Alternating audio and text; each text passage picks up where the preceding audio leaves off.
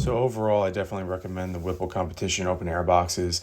They definitely give it some more induction noise as well as some more supercharger whine, although it's nothing compared to my Terminator.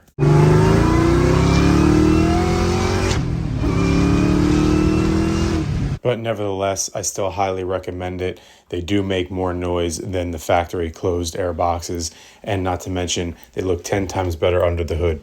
So let me know what you guys think, if you think it's worth it, and thanks for watching.